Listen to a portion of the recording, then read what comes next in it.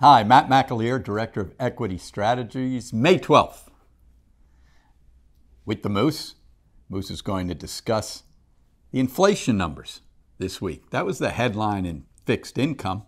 Then we'll get back around to equities and some of the supply and demand issues we're seeing day to day. But Moose, what did you think about that report?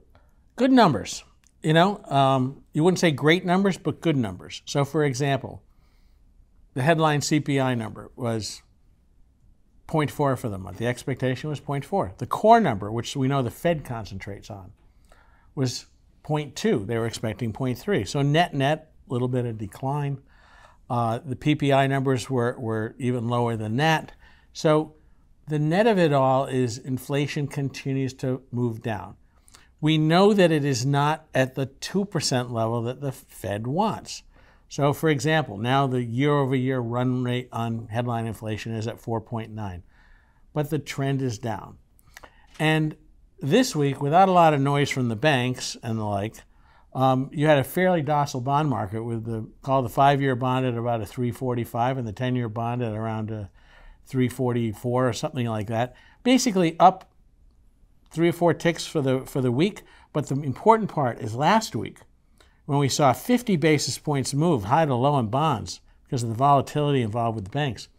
This week, very quiet, maybe 10 basis points move. So it was a quiet week in a market that probably needed a quiet week. Yeah, and that quiet week, it kind of led over to equities trading in a range. We've been discussing this now for really the better part of 3 months, that range that equities have traded in. If we go back to the beginning of March, even pre-banking crisis, S&P up maybe 1% or so over the last 2 months, 2.5 months.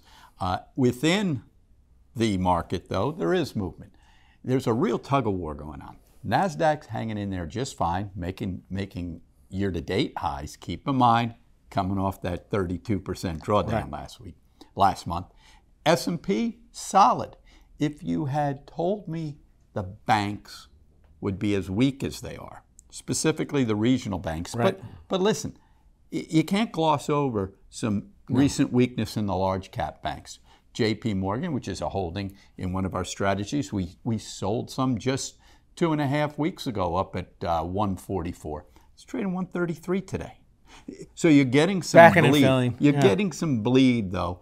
The regional banks can't get their feet under them. If you look at KRE, we've discussed that. That is the regional bank ETF that will eventually set up for a trade. We talked about it last week. It's not there yet. 3, 4, 5% drawdown in the regionals again this week. The tug of war is, historically, in the long term, it was difficult to get consistent moves in the indices, in the S&P. Let's take the S&P as an example, with weak banks. Now, for a month or two weak, didn't mean much. If the banks are going to remain weak for 3 months, 6 months, 12 months, can the broad markets keep their feet under them? Remains to be seen.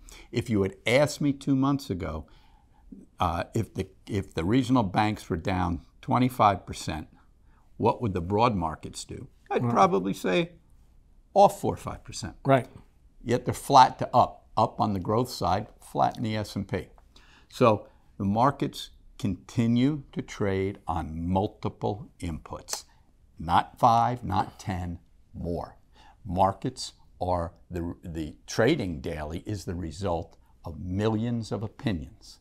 And it's not as easy to just say weak banks, weak markets. Or it's not as easy to say Fed's done, market goes up.